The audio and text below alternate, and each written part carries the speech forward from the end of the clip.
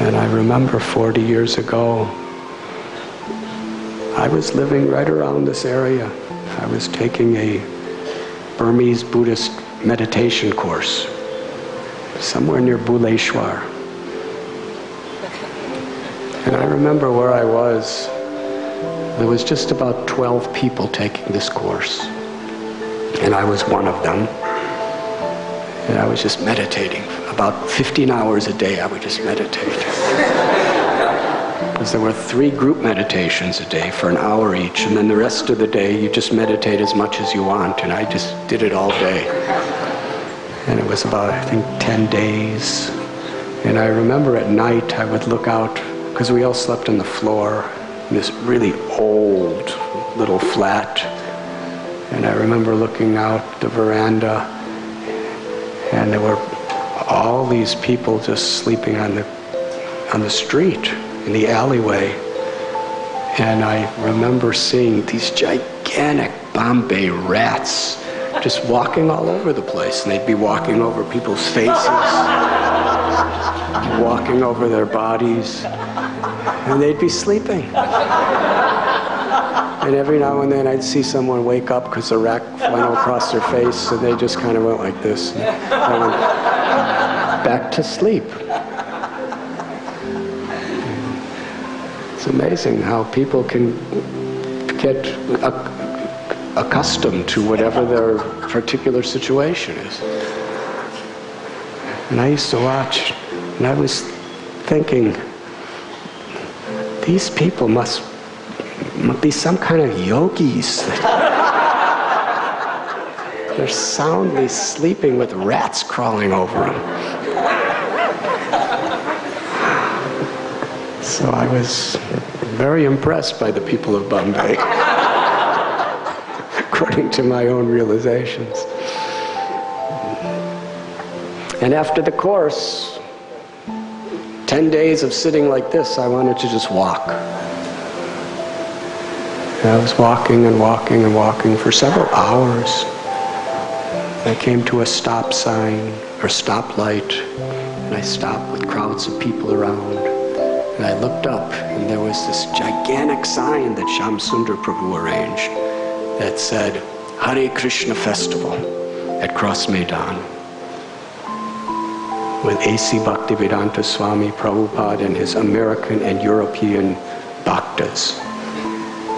I didn't even know what a bhakta was. And I had no idea who Krishna was. And I was just sitting, listening and reading and listening and reading. I had to give back, I just borrowed the book. Then the person from the book table came and took it back.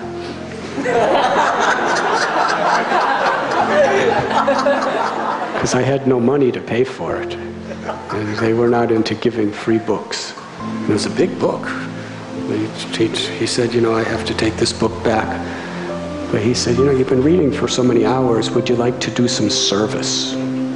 I said, yes, of course. And he brought me over to a table at the other end of the tent. And there was Giriraj Maharaj. And he was in charge of a Back to Godhead table. And he said people were stealing the Back to Godheads.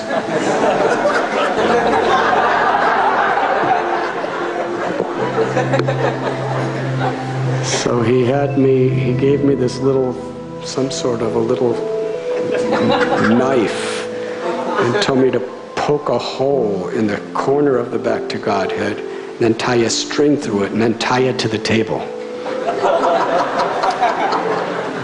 So that was my seva. And I'm just, poking holes and tying and tying. Some of the people were untying it and still taking it.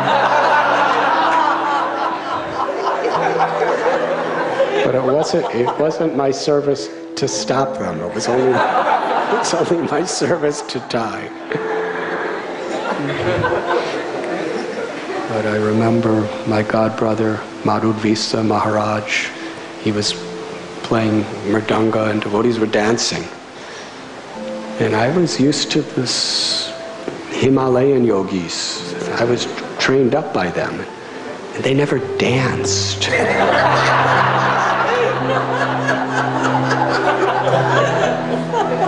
So I was thinking, why are they dancing? They're dressed like sadhus, but they're dancing. But I was not judgmental, I was just confused. But I remember as I was sitting there, I was thinking, I'm never going to dance.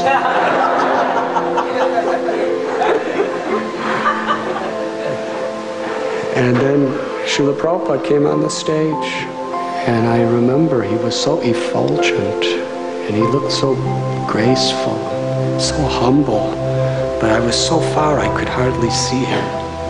And I was thinking in my heart, I wish I could get closer, because I'm so far away from seeing this great saint. But I was too shy to step in front of anybody else, and everyone was packed in by the thousands and thousands and thousands.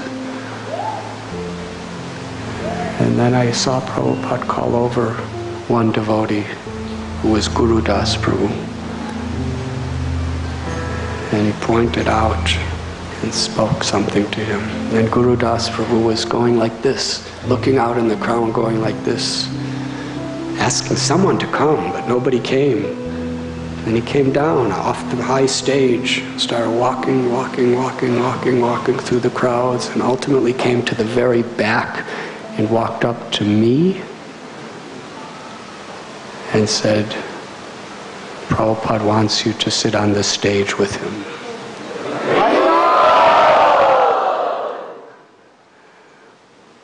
And I was very much accustomed to seeing supernatural things, living in the Himalayas.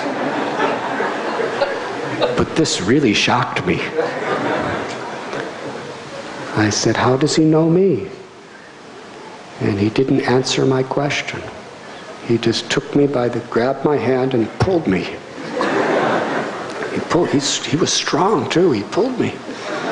And I was like surrendered to destiny. And he brought me right up to the stage.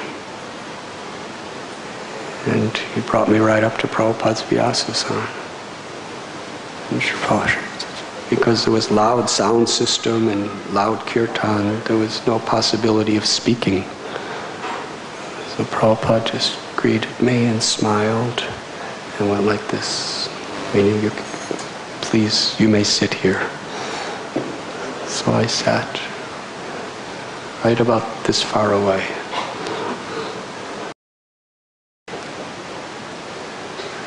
Then Srila Prabhupada led kirtan, and then he gave lecture. And it was just absolutely beautiful. And after the lecture and the kirtan, he stood up and he started to walk to the steps.